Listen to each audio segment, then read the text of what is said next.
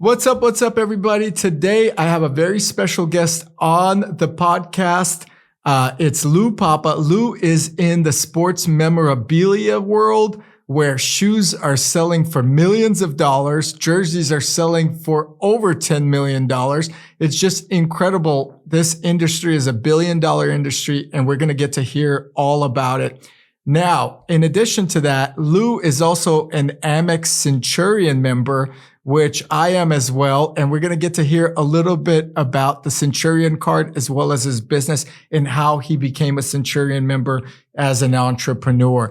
Lou, thank you for coming on the podcast. I truly appreciate your time. I know we had a little bit of a hiccup with getting things to work because it's my first, but you were a true sport.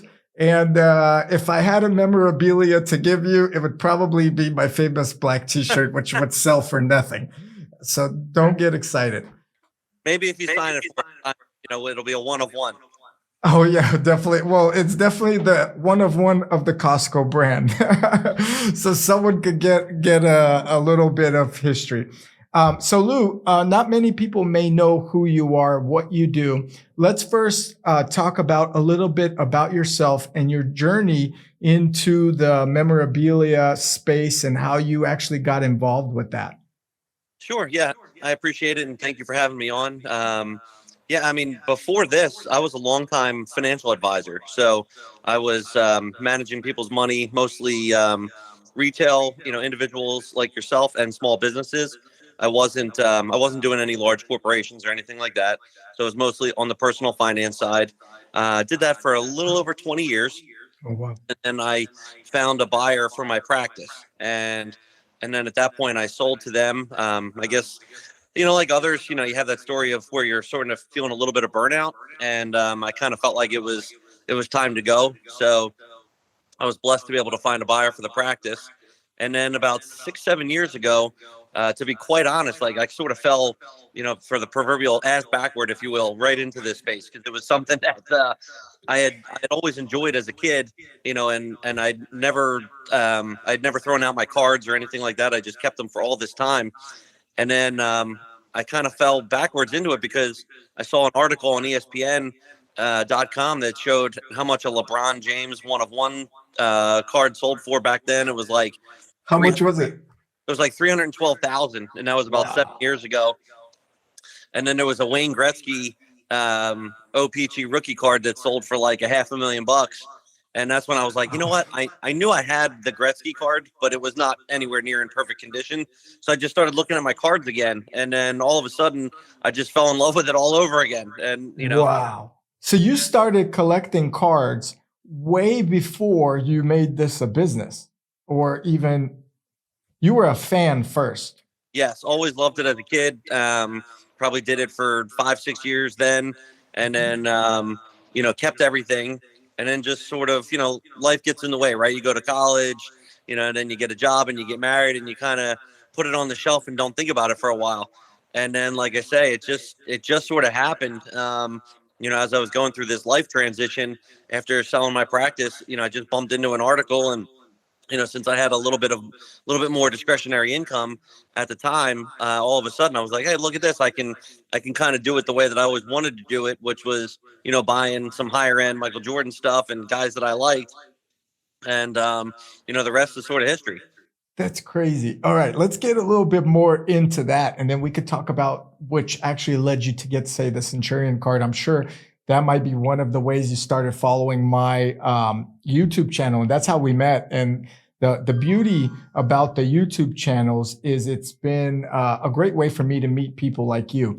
But let me ask you, just define the industry, because you know the industry much more than I do.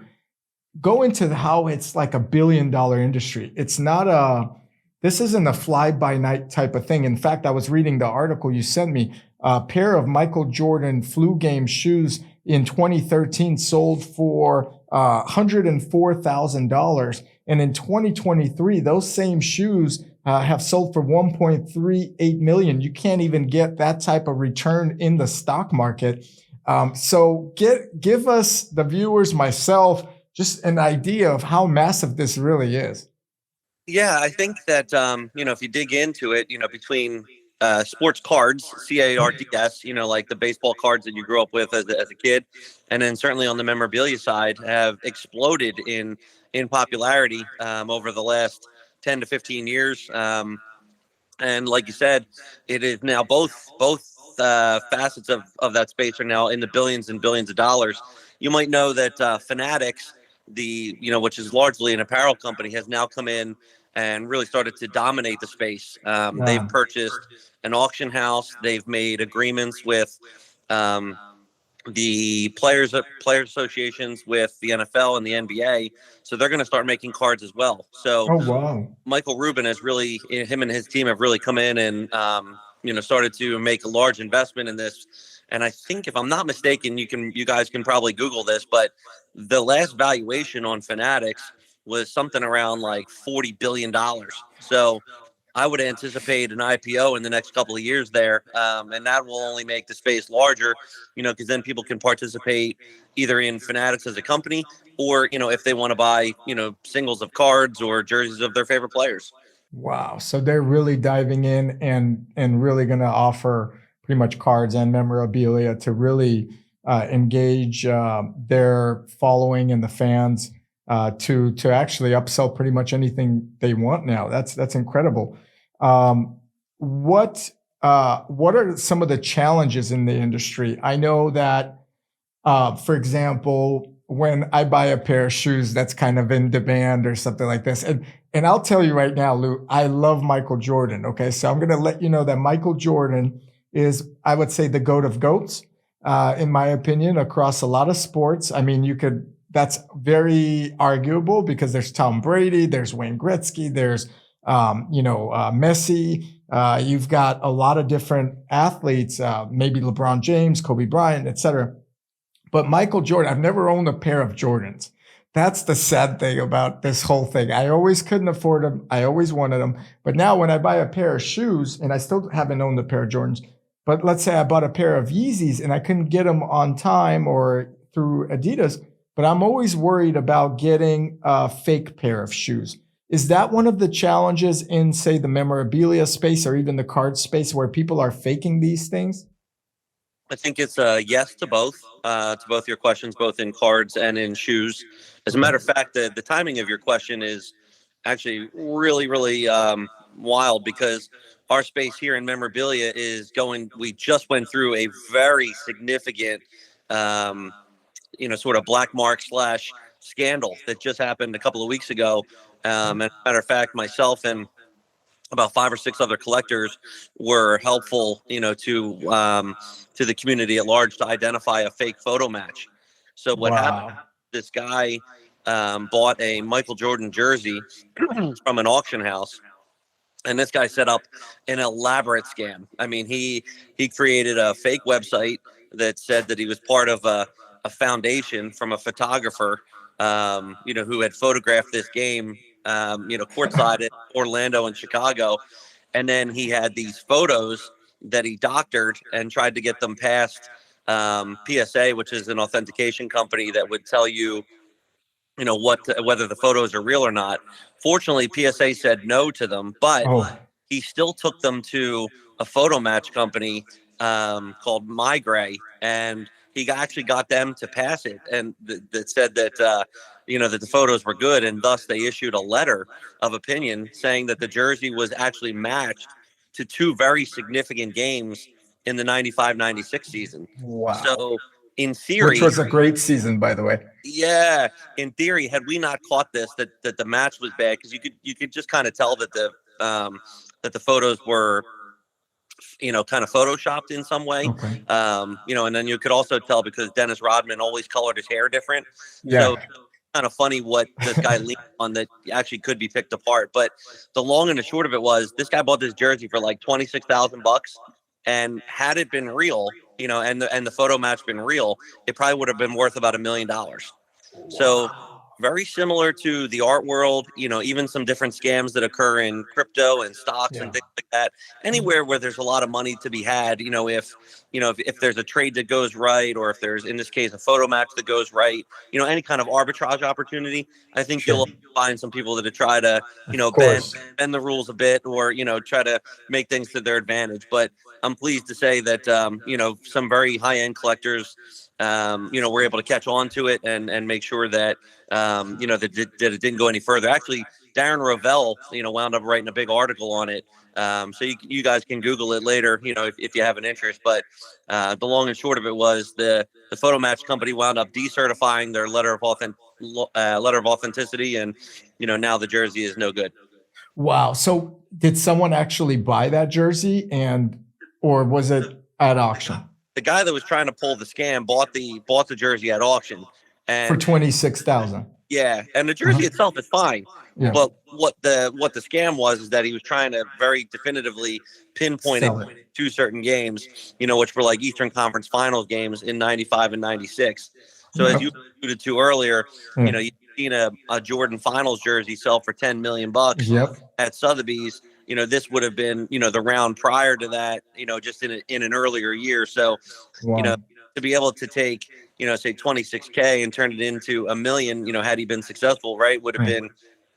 So he almost sold it, but it got flagged because some people helped out or got involved, such as yourself, or finally someone realized that this is a doctored photo. Dennis Rodman's hair is like pink twice. That's unheard of. Overall, it got caught, and that's amazing. And of course, you're right, Lou. I think in anything where money's involved, you got the bad apples, and they're always going to try to come up. And that's pretty incredible that they were able to catch it. But it's also pretty scary that a company that would certify such a thing, and there's companies that certify things all over the board, right? Diamonds, et cetera, would pass it. That's really dangerous. Yeah, 100% agree. And Yeah. and sometimes an industry just needs something like this in order to tighten up the standards. Because I mean, really, at the end of the day, that's what we're looking for, is just to make sure that these photo match companies have as best as they can airtight standards. To make sure that things like this don't happen frequently, and they don't. I mean, this was sort of the, what do you One want off. to, like, one in a million, kind Yeah. of thing that, would have been, the great caper of all. But, and there's three or It's, four other, big photo match companies out there that, can kind of look through it and give a second opinion and a third opinion. And which is very good. I think with everything, you should always get at least a second opinion, whether it's health or finance, et cetera. You can't jump in. And I think that's great that there's competition in that to prevent something like this from happening. Because what I would imagine is if this individual did that and sold it, it would have been hard for the other party to get their money back. Is there like an escrow that's typical with such a sale where it has to get proven? so that can be, again, the short technical answer would be yes. Um, so a lot of this stuff will run through auction houses. Mhm. So Sotheby's and Yeah. Christie's and Heritage and places like that. So, if something went wrong, most of those auction houses, if not all, would back, the potential buyer, Got and it. be able to try to unwind that as best as they can. However, that's not always the case, right? I mean, had this, gone to auction and, been approved, and and a buyer paid, and then it didn't come out for like 6 months, I don't really know what the recourse would have been there. Yeah. All right. So let's talk further. What are the latest trends are you seeing in, say, sports memorabilia or card trading or purchasing very rare cards? Like, what's the latest? Is one bigger than the other? What do you see? Right now, I would say that memorabilia, has the edge at the moment over cards. Cards, I think, are kind of going through a little bit of a bear market, to kind of use some stock market analogies. And in memorabilia, most of your high end buyers are kind of looking for those moments in time, that they can relate to, especially certain people, I should say, people of a certain age group, when they grew up watching, different things that Jordan did, or, Magic or Kobe or whatever, right? There's just certain moments in time that they can relate to. Perhaps they were at one of the games, that something comes up for auction. So, when that happens, you tend to see, really significant prices. So you'd mentioned the flu game shoes, right? I mean, everybody knows them as the flu game shoes, and then out he didn't even have the flu, right? But Yeah. it's Yeah, arguably it was saying he got poisoned with a pizza. Is that correct? yes, that Guys, don't eat pizza. It wasn't in Chicago. It was in Utah. Utah. That's right, guys. Don't eat pizza in Utah. You may get poisoned. Yeah, so it was Utah, game 5 Okay. from the '97 year. So anyway, yeah, those shoes were held by a longtime collector, arguably one of the most significant game worn collectors in the space. He was featured in the Netflix show, The Golden Touch. If you guys are looking for something to watch, it was like 6 episodes. And so anyway, this gentleman bought them 10 years ago, held them, and then about more than 10 times his money, I guess. So that's pretty cool. That's not bad for a 10-year investment. Incredible investment. And this kind of goes to a question that that would fall in later in line, but you kind of touched base on it earlier when you said people want a piece of history. And do you think that's what's driving these prices, or the demand, or the demand to acquire such a piece of history? Is it like personal? Is it, I own a pair of the last or the flu game shoes? It's like, what is driving someone to spend such a enormous amount of money on say a sneaker? Right. Yeah. So I think it's both. I think your private equity, hedge fund, banks, things like that are starting to come into the space and look at this area as more of an alternative asset, much the same as fine art. And quite honestly, what's better story, to say like, hey, I got this XYZ painting, or I have Michael Jordan's flu game shoes, or something along those lines. Like when you have a really true one of one piece, because it tells a good story. Everybody knows who he is, and everybody knows what that game signified. I So think anytime you mention Michael Jordan, people's ears open up. I mean, he's such an interesting character in history of sports. There's probably no one like him that I've personally have followed and looked up to, etc. I think he has this great aura around him. And I watched The Last Dance on Netflix. Great documentary. It just clearly showed that his following was just not only in the U.S., it was worldwide. I mean, the poor guy couldn't rest in his hotel room. All right, let's continue on.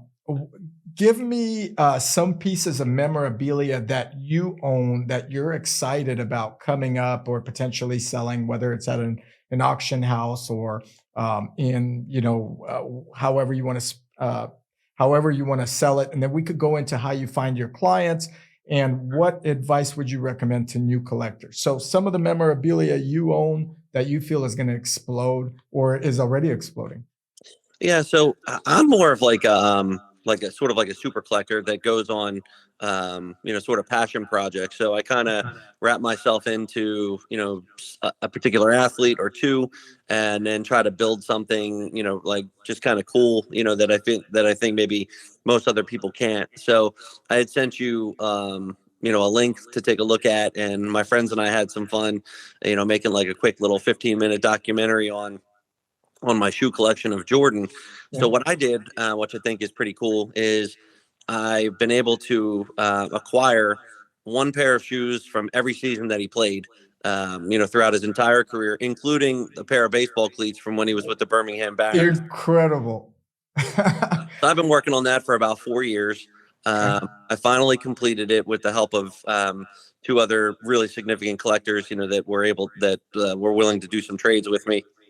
And then so I've kind of had some fun with it. We call it the legacy line, because it kind of spans his entire career. And my favorite pair in that line, which I think, if any of your viewers have seen the movie Air, when that came out, it tells the story about how Sonny Vaccaro became sort of the man behind bringing Michael to Nike.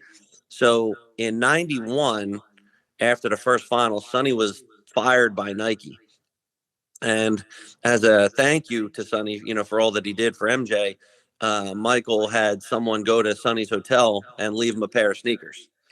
And as it turned out, the shoes were from Game 4 of the '91 Finals. And what's really cool about the shoe is if you if you go and look at like a little YouTube clip of it, Jordan got hurt in Game 3 of those finals. They were down two. He had a jump shot with like 8-9 seconds left in the game to push it to overtime, and then the Bulls won in overtime. But as he hit that jumper, he landed funny, and somebody landed on his toe. So he had this, kind of like sprained toe. So headed into Game 4, he didn't practice, the in between days, and to alleviate the pressure, he took an X-Acto knife and he cut this gigantic hole in the shoe so that it could give his toe more pressure, or excuse me, to relieve the pressure. So anyway, so he signed the shoes, left them for Sonny, and then Sonny kept them for like 30 years. But then the documentary came out, the Last Dance documentary, and when it came to the episode that showed like how Michael went to Nike, he left Sonny out of it. Like he didn't mention Sonny in any way. So Sonny, has been quoted since then saying it kind of broke his heart, and then he put them up for auction. Because he was going to leave the shoes to his grandkids, he said, but he was, but Michael broken. So he puts the shoes up for sale at auction like 3 years ago at Sotheby's, and they sold for, I think at the time they sold for like $253K. But what happened was whoever was the buyer didn't pay. Oh wow! So then the shoes went to a second auction with Golden Auctions in New Jersey, and they had a reserve on them, and I wound up being the high bid at $215K, but it didn't hit the reserve. So the auction house owner and Sonny, made a deal. Just I guess maybe they cut their commissions or whatever, but the auction house owner said, like, look, I know this guy is good. He'll pay immediately. If you want to get rid of them, this is the move. And Sonny agreed, and I've owned them ever since. Oh my God. What do you think they're valued at today? This is incredible. Yeah. So we've had two pairs of final shoes that have sold so far. As you mentioned, the flu game shoes sold for, right around 1.4. And then there was a pair of 98 final shoes, which were the Breads, the black and reds from Game 2. And those sold for 2.2 over at Sotheby's. So I don't know. Like, I mean, I would think mine, certainly mirror, those two. As a collector, I think, there would probably be a preference to own the flu game shoes just because, they have a name to it and it's just super famous. But I think my shoes are way cooler than, the ones sold at Sotheby's just because they tell a different story. And they're from the first finals, not the last. Yeah. And like Jordan stuff from like 91 is just, they're like ghosts. Yeah. Even harder to get. Yeah, and mine are photo matched, and like I can prove it. And I have the letter of provenance from Sonny, so I mean, That's it's so awesome. It would take a healthy size offer for me to move those, but just because sometimes there's just pride in ownership, and so that's a good question for me to ask you. Would you move them, or is it something you want to pass down to your kids? And I mean, everything has its price. Some people tell me, but is it pride of ownership, or would you move them and invest in something else? Yeah, I think I think if there was the right offer came along, then I'd probably would have to move them. I would love to say that I'm so independently wealthy that I never have to sell anything, but that is so not the case. Me too. So you have to be straight with people, and sometimes like, look, we have that hefty Centurion bill to pay every month, right? So it's like people don't get that part of it. Yeah, exactly. I mean, that that definitely adds up. But really for me, the fun was putting the shoe line together, and I think what I'm hopeful for in the future is that there'll be another collector, that would value it every bit as much as I did and be like, man, this is really awesome. You did all the hard work, and maybe somebody would come along and acquire them. And treat it with the same respect or passion, I would imagine, that it took you to get everything together, because that's a big part of it. Yeah, 100%. I mean, Yeah. it's 16 different pairs of shoes. Yeah. And then just making sure that the provenance is right, the autographs are good. And like you said, just knowing that, and I have a real love for MJ. I mean, I got to see him growing up. When they came into, I'm originally from Philadelphia, so they were coming in there and beating my Sixers all the time and knocking us out of the playoffs and all that kind of stuff. But but you always respect greatness, and as you kind of said, he sort of has this aura about him that I think anybody can appreciate. So it's just it's just one of those things where I had a lot of fun putting it together. I really do enjoy owning it, and I think like I have a collection that if there was really a huge MJ fan out there that really wanted to put something together for the Yeah. long term. Like a package. Yep. And then secondly, I just finished, and I think I was messaged you this. I just finished this deal like 2 days ago. Okay. Able to acquire the jersey from Game 3 of the Eastern Conference semifinals from '98, and that jersey, that game is prominently talked about in The Last Dance, and it's where Jordan, they lost the game before to Charlotte, and BJ Armstrong, the former Bull, had a pretty good game in Game 2, and he was kind of like poop talking to the Chicago bench in the fourth quarter after. I remember BJ. He was number 10 from my memory. Was he number 10? Is my memory really good? Got it. Okay. Good. Yep. All right. Yeah. I was a big basketball fan, so I played in high school and so forth. Nice. But yeah, but continue. I'm sorry. I just wanted to throw that. I do know some basketball. Yeah, no, me too. I mean, BJ was a star at Iowa, and I think now he's a prominent sports agent, if I'm not mistaken. But he had a really good game, in Game 2, and then if you guys watch the documentary, you'll see there in episode 8 that afterwards Jordan's sitting on like the training table and he's got a cigar in his mouth and he's got a baseball bat and he's like gripping the bat and he's talking about like, people are asking him like, is he worried? He's like, I'm not worried, and he just said, it doesn't take much of a man, to start, crap talking, when you're up 5 points, 6 points, 8 points. He goes, let's see what happens when it's 0-0. And then he basically said, I'm expected to dominate this guy. And from then on, I did. So by getting the jersey, I also happened to have the shorts from a different uniform that I had. So I wanted to pair the jersey with the shorts because the dates are the same. So now I can say I have that full uniform to that exact game. And it's a really historical game. So that's incredible.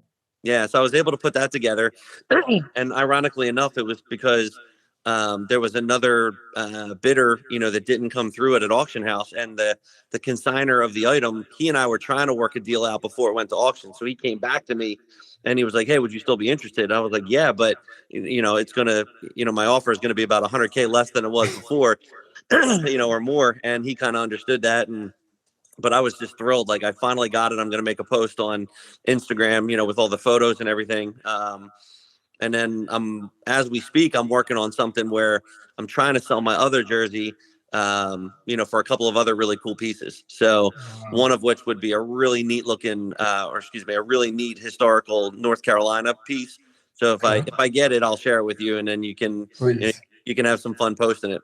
I will. I definitely would love to know more. You're always welcome back on the podcast as this thing gets busier and busier. And I got some really cool people coming on that you'll be interested in as well. And some of them build buildings in Miami and so forth. And collectors of cars. I mean, that's another thing that's kind of, I see people are very passionate about particular exotic vehicles that they collect, and just like a pair of shoes, it means so much to them, and there's history behind it.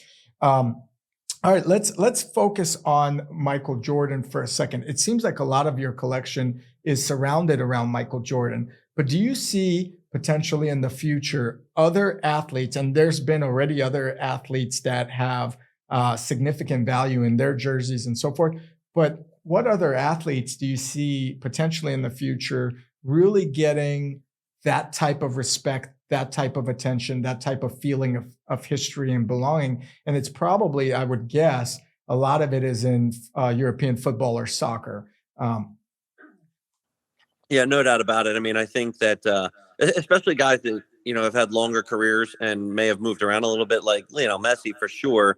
mhm. I mean, can you imagine having any of his early dated stuff? Crazy. I mean, those things are probably ghost like. Again, similar to like '91 Jordan stuff. How do you find it? And there's probably guys that have had it for a long time, and those will be the next record setters for sure. And then I think that as far as basketball is concerned, in my opinion, it would be very rare early stuff from Steph Curry. I think that Wow. Steph, has transcended basketball in the way that he's changed the game, quite a bit. He has. He totally has.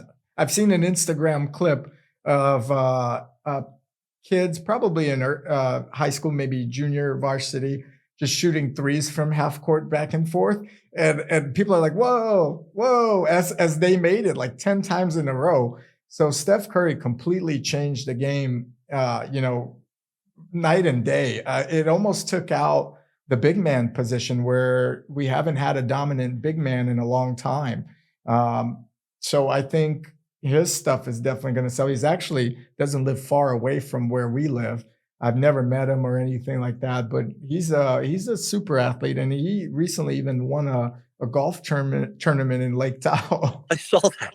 Yeah, which is like, how do you do that? All these things combined. He's a great business person. I think I did a video on him about also his business sense. He invests in a lot of Silicon Valley companies. He lives out here in Atherton, which is near Silicon Valley. And this studio, which I showed you a little bit earlier, is probably like 30 minutes outside that area. Okay. So Steph Curry, you think is going to be possibly the next big thing? I do. I would say, as a word of caution to your viewers, I wouldn't be actively buying any random Curry jersey, because in today's NBA and NFL, et cetera, a lot of the players change jerseys, either every quarter or halves, so Interesting. any random Tuesday night, jersey, I don't think is going to be a worthwhile investment. But I think like if you had a pair of final shoes, or a finals jersey, or something meaningful in his career, or I mean, I would guess he probably kept it, but the night in Madison Square when he broke the 3-point record, like anything like that, that's like a real significant moment in time, for him, I think will be very historic because he's likable. He doesn't really have a ton of controversy attached to his name. So as things sit right now, I could kind of see the kids that are growing up right now attaching themselves to Steph, much the What same, we did with Kobe and MJ. What about LeBron? Where would he be in this picture? Because LeBron's nearly my age. I'm 40 years old. I think he's what, 38, maybe 37, I think he'll be 39 at the end of the year. 39. And where does he sit along this line of collectibles and memorabilia in your eyes? LeBron is the proverbial like love him or hate him. I mean, I True. think there's a lot of people that can't stand LeBron, and then there's a lot of people that swear by LeBron. So I still think the same thing holds true. Like if you can get something that's a historical moment for LeBron, like for example, I think the one of the best things that you could ever get from LeBron would be his Game 7 Finals jersey against Cleveland, or when he was playing for Cleveland. The Warriors. I would imagine that. I was at that game, Oh, really? row 4 or 5. I mean, I'm not floor seats or anything, but I bought the tickets. I went to game 5 and game 7. And maybe even one more during that finals. I was so into that was the 73 win season. Yeah. I was so into the Warriors that season. I would DVR. I would record the games when I would come home. The kids would go to sleep. I would watch it with my sunflower seeds or whatever, and I would really enjoy every single game of that season. And what LeBron did that game was incredible. I'm not the biggest LeBron fan. I think the only player that played well that game was Draymond Green. I think he had 28 points that game, Right. if I'm right or wrong or around there, and everybody else fell flat. The energy was taken out of that stadium.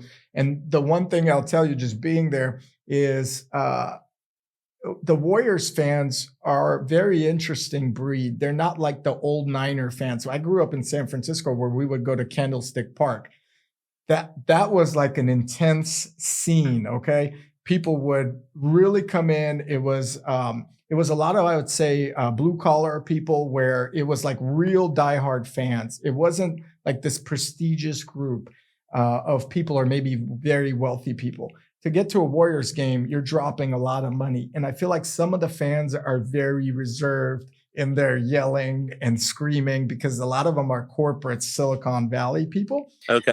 and you can't hear from up the deck below. You know what I mean? As much. So LeBron took that audience out. In fact, I was felt like I was the only one standing in the stadium yelling, "Let's go Warriors! Do something! Do it!" You know, like get Festus Ezeli. I believe he played at that time with the Warriors. I was like, get him back in the game. We need a big man to kind of stop these runs that they had because they were just going in and in. And Kyrie that game, oh my God, he was incredible. So, but so LeBron, you're saying that game jersey would be a monumental purchase if you could get it. I think that jersey today in this market would do at least $5 million. Wow. I think it's that important of a moment in time, and certainly for the city of Cleveland, LeBron fans. He had that really memorable chase down block of Iguodala.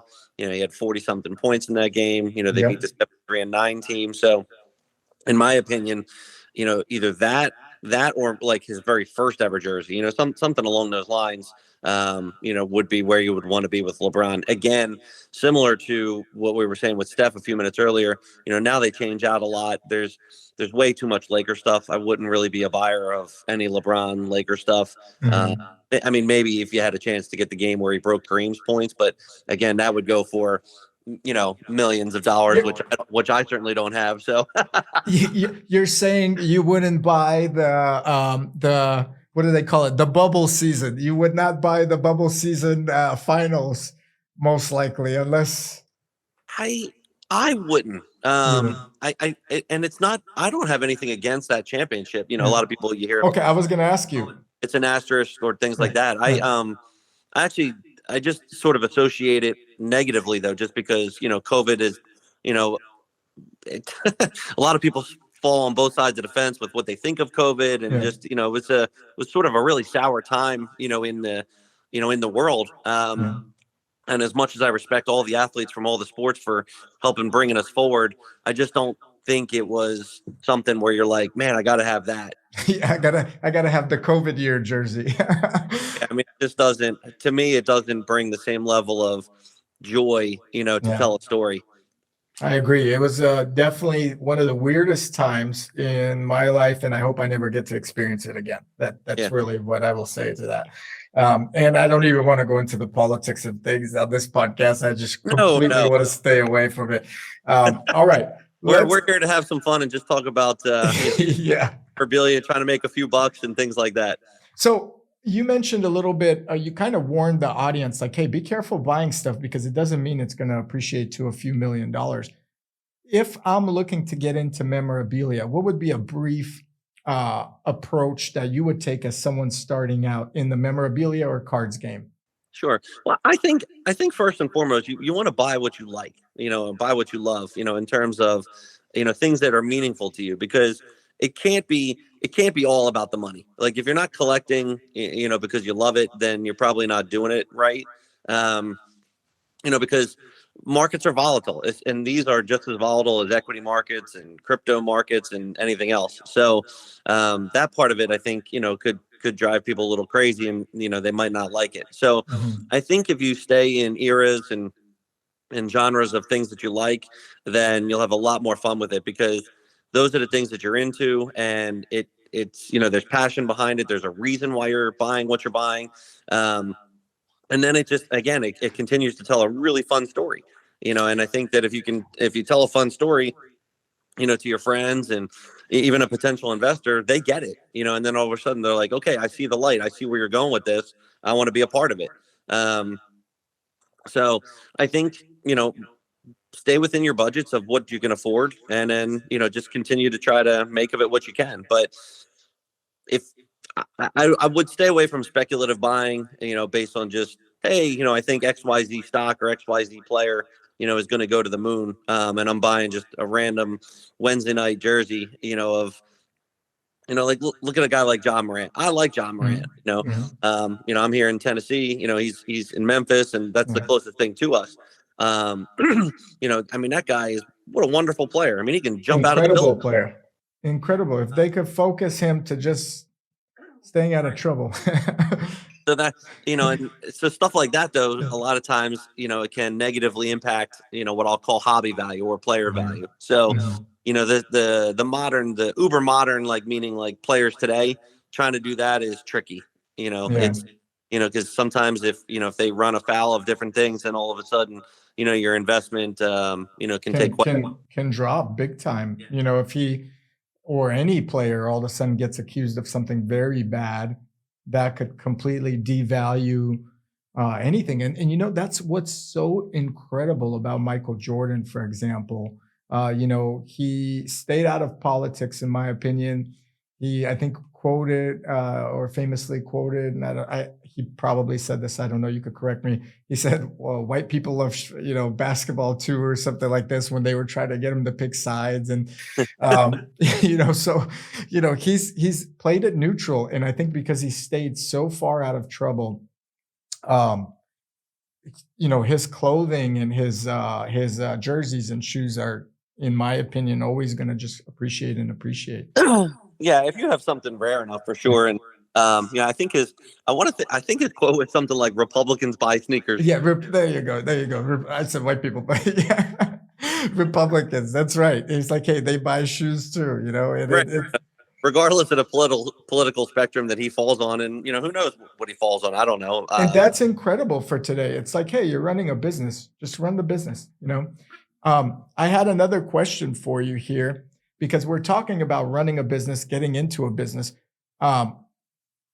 I think your past experience, just based off kind of what you told me, your past experience in being a trader and understand the markets really helps you in this industry. Would you say that's accurate? I do. It has definitely been a help. So I do think that, that because it's a market and you can kind of look at it in a similar way, that you would in terms of managing money, there is a level of experience there that, that is helpful. However, the really challenging part of the memorabilia and sports cards market is emotion. Interesting. Everything that I would do, to manage your money on an individual basis, I have to then control myself, in the same way that I would try to like control your emotions when you're like, Lou, I gave you, let's just say January 1st, you're like, Lou, I gave you $1 million, and then we have a really bad year like last year, right? And we're having a review call at the end of the year, and I'm like, Simon, look, before you go out for New Year's Eve, I'm like, just want to let you know your $1 million is like $700K, and you're like, you got steam coming out of your ears and whatever, but we're reinforcing the disciplines of buy and hold, long term, and diversification. Well, the thing in memorabilia and sports cards is sometimes there's an item that comes up like the flu game shoes or something else that's so rare that you're going to find yourself, overbidding because you want it. And you're like, because you've already seen it and, come up for auction and you're like, you have it in your mind, I'm going to own this. This is my one chance. This is like, and you do kind of like whatever it takes, to kind of do it. So, that has been a challenge for me. I mean, quite honestly, like sometimes I get overly emotional about stuff, and, and my portfolio would not look anything like my memorabilia portfolio would not look anything like I would tell you or me as an individual investor what stocks and bonds would look like. I have a concentrated position in one guy, for the most of it. And then, I've overspent on a handful of items just because like I quote had to have it, in order to complete either the sneaker line or the uniform. But with the understanding that you think that investment is going to be, significantly more down the road. But that's awesome. So controlling your emotion, I totally have that problem with like Rolex watches and so forth. So, and to the audience, I think just like Lou said it here, When you're spending money on anything, you want to make sure that investment is secure.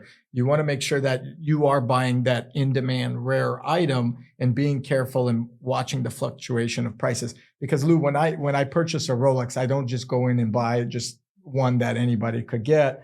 I want to get one that I know that in a hard time I could sell it and get my money back, plus some at least, but at least get my money back.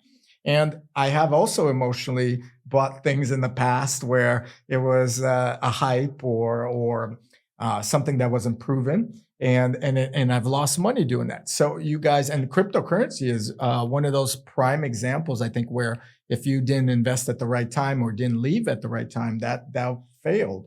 It's a hype, emotional buy. So that's great that you mentioned it, Lou. Thank you. Okay. Let's get into the second part of it. You mentioned you're an Amex Centurion member. How does that feel like first? And then you could get into how does it help you get some of this memorabilia?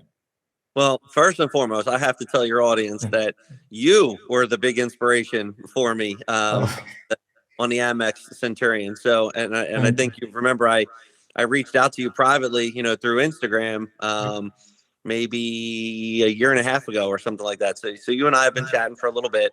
Yep. But to tell your audience, yes, I mean, I've been a platinum card holder for 20 plus years. I also have the plum for business. And so, but I wanted to get Centurion because I thought it would be helpful from marketing perspective, and it would Sure. help, and it would also give me access, to things that I potentially couldn't get on my own. And that's held true so far. Oh, very good. What's really cool is, I mean, and you probably know this as well, but you can email your Centurion team and say, hey, listen, I'm looking for XYZ, and they have a list for almost anything that you're looking for. And usually within a week or less, they come back and say, hey, we found it. We have this. Um, Here's the price. If you want it, then, we'll charge it to your card and then we'll ship it to you.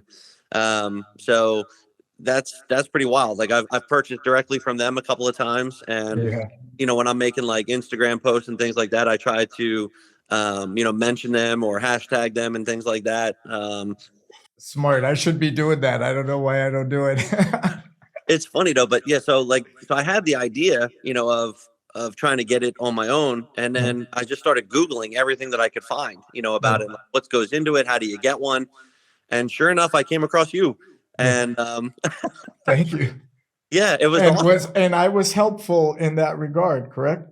100%. It Okay, was awesome. amazing. I mean, you gave me good advice, and kind of gave me a couple of pointers of like how to navigate the very difficult puzzle, Process. the labyrinth of what to do, and how to get through, and And I want to add to that, audience. I don't know if you know this. I've had another very well qualified person reach out to me recently, but I don't know if you know this. Centurion actually removed the invite request link on their website, and they're kind of redoing things. So a lot of people aren't even getting considered right now, Lou, for Centurion, and they maybe can't get it until a little rebranding or restructuring happens, from what I understand. So it's almost on hold, is what I've been told.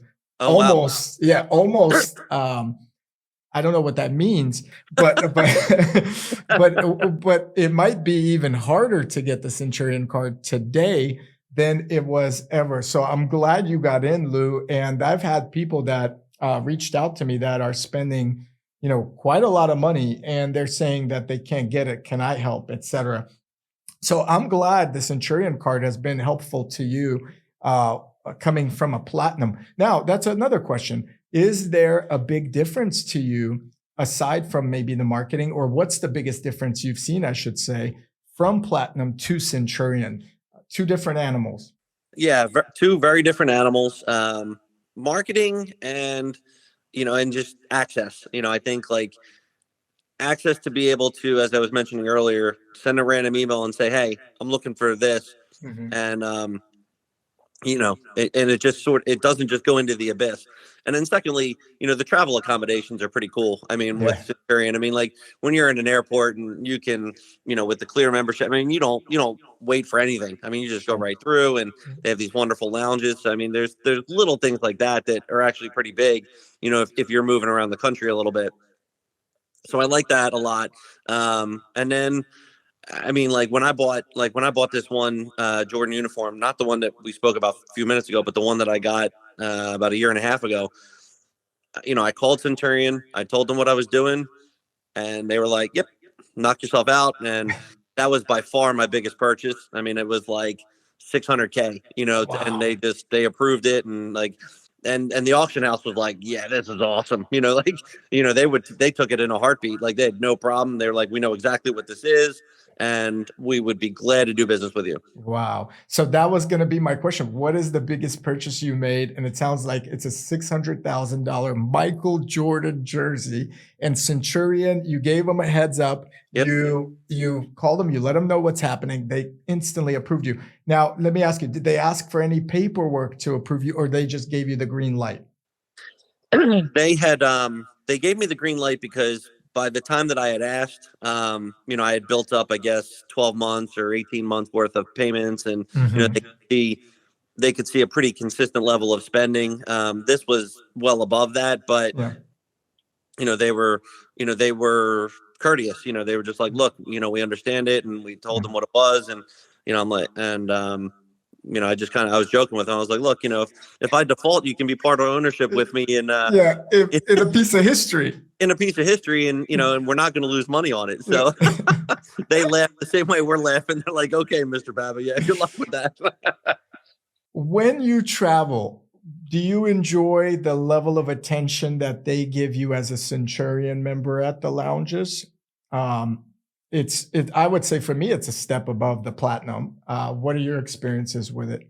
I feel the same way. It Mm. is a step above. Again, just the access and the accommodations that they'll provide for you, are pretty amazing. Like I had one trip too where I flew from Nashville to Philadelphia, and then on a regular commercial, and then I was picking up a collection.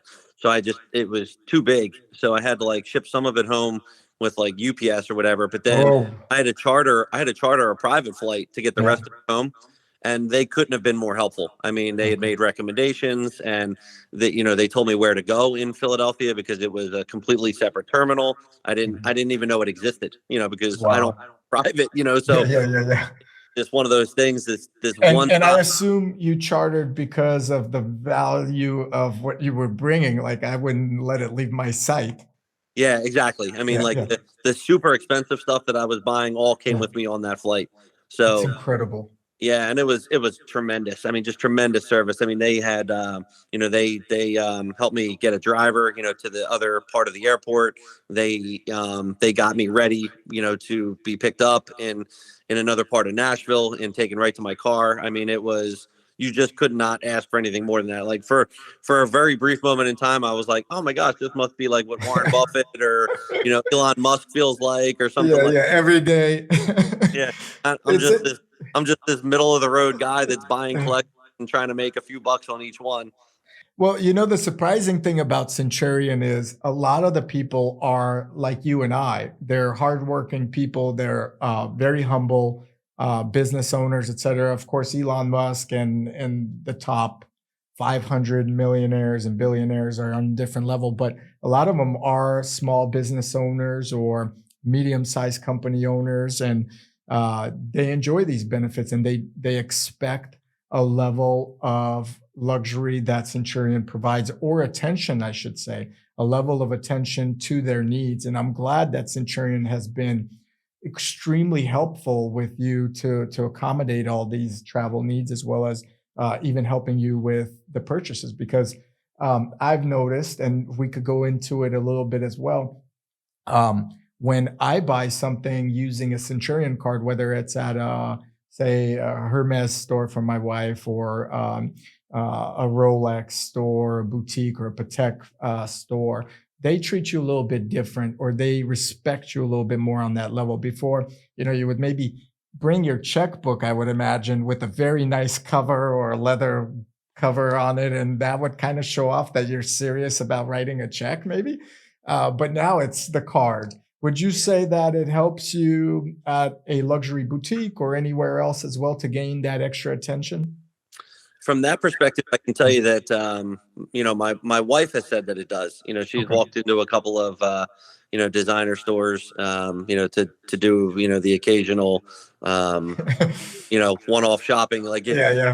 kind of like this running joke, like if I do well with a collection, then she's like, hey, well, I was a part of that, so like, what are me and your daughter get, and like that kind of, we kind of joke about it, but. And then I remind her, I was like, well, listen, 2022 was a bad year. Stocks went down. Yep, I didn't make any money as a business, right? I mean, so you have to tell that part of the story too, sure. in order to engage the audience and make sure that they know, hey, this isn't just some guy that, has this big pile of money. Let's Those things aren't true. But yeah, my wife has enjoyed it, and they even just recently, we took a very easy trip, like right to Philadelphia for my brother's wedding. And, I had some extra points, and, I was like, hey, we're taking my kids out of school, for Friday. I was like, it might be fun to just fly first class, and because I had points, yeah, so, and they just took care of all of it. Like I sent an email, they came back with times and dates and cars and, like to, yeah. for rental cars. I mean, it was done in like 20 minutes, like without having, Incredible. and it was just great. And Incredible. my kids were like over the moon about it. They were like, oh my gosh, we get to sit in the front of the plane and, get all these free snacks and stuff like that. So just little things like that. I speak very highly for Centurion. They've always taken very good care of us. As someone that has a business that specifically, I don't know if you ever got a chance to see my entrepreneur, what I do for a living video. It's obviously I don't make money off these podcasts. I just truly enjoy talking to people like you. So thank you for coming on. If I didn't say that earlier, but I own a domain, flightslux.com, and we tend to send our clients first class, business class, mainly internationally. In fact, right before this call or before this morning, I helped a client with a $15,000 flight just to Europe with his daughter. And what I notice is once people fly or are able to, and they don't have to be mega rich, but once they're able to fly first class or business class, they tend to never want to go back, especially the older individuals.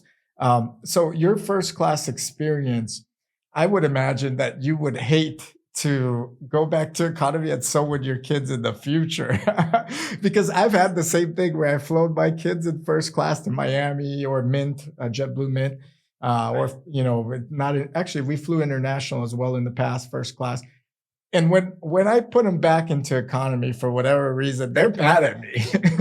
So would you say that's an accurate statement? It's like you have a little taste of that, you know, front seat and you just don't want to go back, or It's for you, it's whatever. No, look, I mean, it's 100%. I mean, Yeah.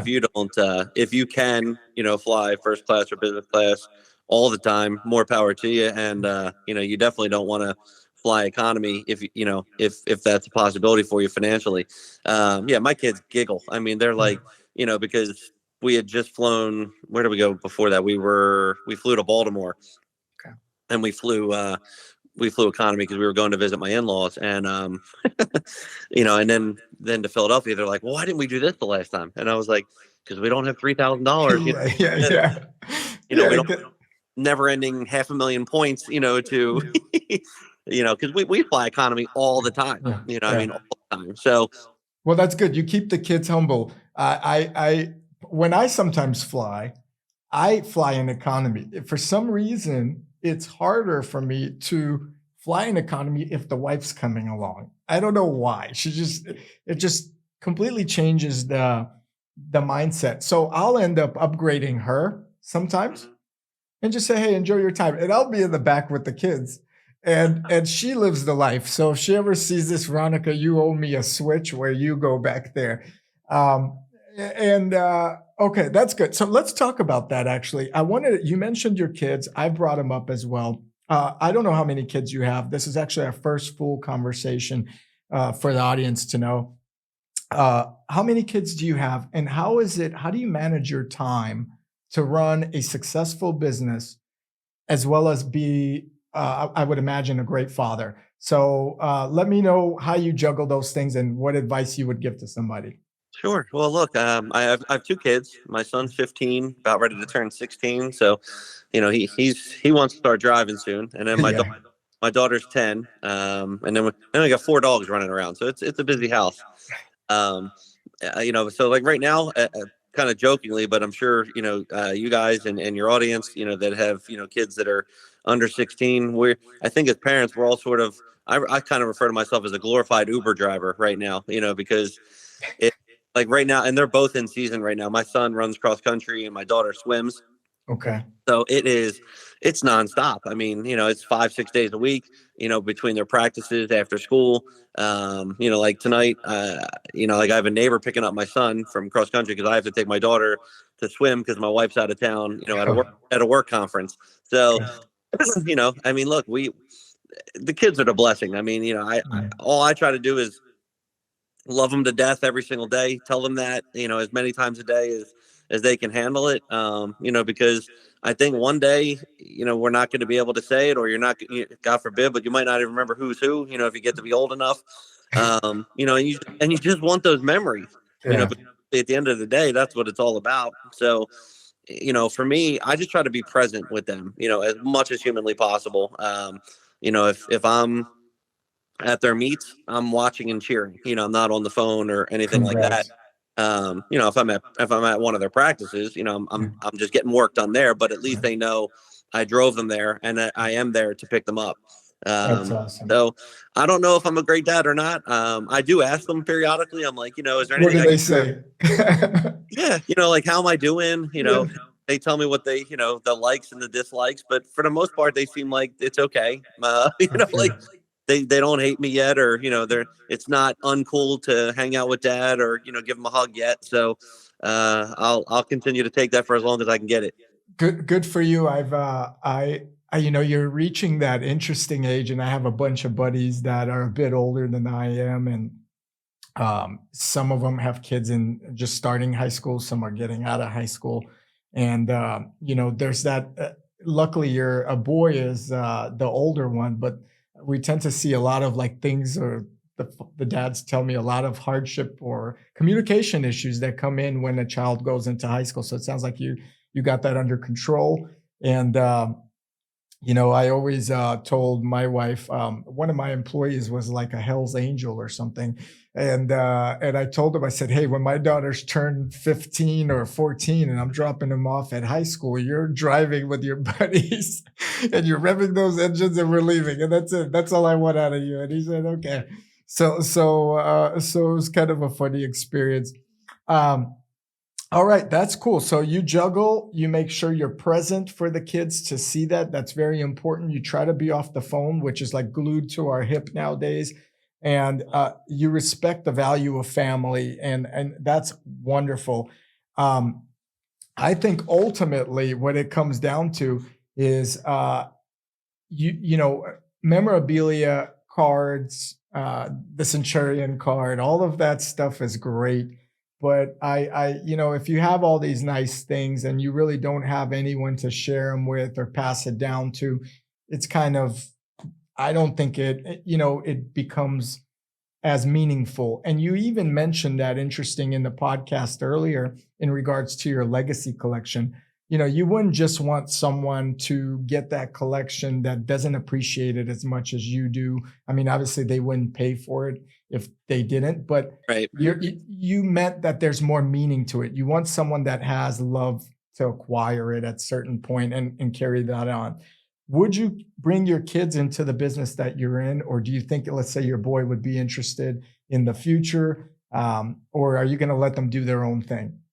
I mean, if they have a genuine interest, I would gladly, try to, take them in and teach them what I know. But, um, I'd prefer that, they do their own thing, that they're passionate about. And, because unlike, say like Ford Motor Company or something like that, this isn't, what I have is not really like a legacy business, or anything like that, where you're passing it down to your kids or, something along those lines. But if they take a genuine interest and say like, oh man, dad, how do you do that? And are you making some money doing that or whatever? Can I try it? By all means, I would never try to stifle any of their, excuse me, creativity or entrepreneurial spirits. But as things stand now, I don't know. My daughter for a little while was telling us that she wanted to be a dentist. Now that apparently is changing. She's 10, so we'll see how that goes. And then my son, has significant interest in like two areas. One is like athletic training, and then the other is like very different, where he likes to like work, pretend, well, I should say like pretend working on cars. Like I think he really would legitimately love to be like a mechanic or like working like NASCAR or Formula One, because he's always playing his video games where he's modifying cars, and That's he awesome. loves all the like the Fast and Furious movies and things like that. So who knows, maybe he'll take up a trade. I don't know, You but know, I found a lot of young boys or adults, men, etc., that are really interested for some reason into this car scene, particularly the exotic car scene, tend to be more level-headed in some regards. Not saying that's every kid out there, but there's some type of drive in them to acquire a Ferrari, a Bugatti, a Lamborghini, or or like a Pagani, any of these cars. And I have someone on the podcast that's actually coming on. He's a family member as well. My brother-in-law.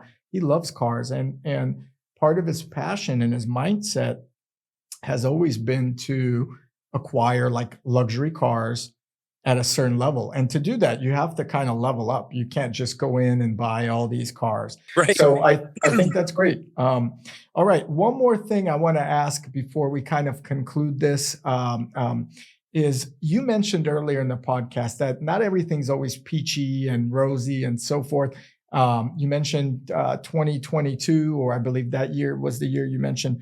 But I think a lot of people need to know that you run a business, you run you've had a company with trading that you've sold and someone acquired it, or you were managing people's investments. In addition to memorabilia, people always see like, oh, you're a Centurion member, you must be rich, and did your dad give you this or whatever it may be. My dad's a tailor, so he has no Amex ever, and I don't think he knows what that is. But what would you talk about as the downside of things, or like what do you have to have as far as gut and grit during those hard times? If you whatever you want to share to keep going, because I think that's as important as the win on top. I completely agree with you, and I definitely want to be super transparent with Mm, your audience. Like you said, because I've always enjoyed your podcast, and mm, authenticity I think is very very important. So yeah, I mean, I guess I've been at this now for 7 years, and I've lost money twice. Two years out of those seven, where at the end of the year was a net negative. And then you sort of feel like you're like, oh man, like what did I do wrong, or how could I have made those mistakes? So I think there's always that second guessing, and then when you're winning, it feels like nothing can go wrong. So I think there's that equilibrium of trying to mm, understand yourself and making say like, look, you're not the smartest guy in the room, and if you are, you're in the wrong room. So mm.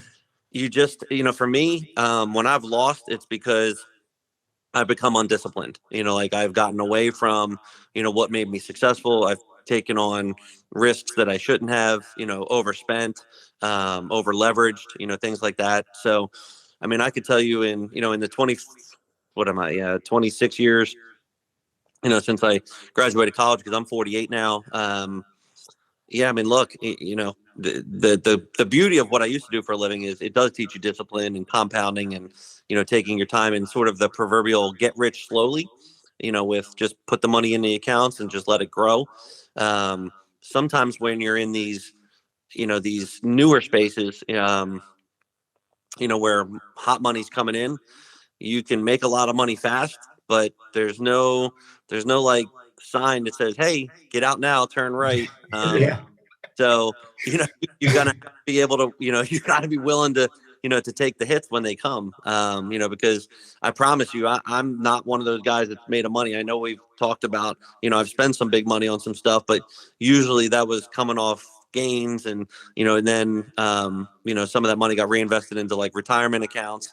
But yeah, like last year was tough. And I'd imagine, for most of your audience, when they looked at like brokerage statements and Even sometimes you don't get a raise that year or what have you. But the most challenging part of certainly being a self-employed and a 1099 person is you're using your own money.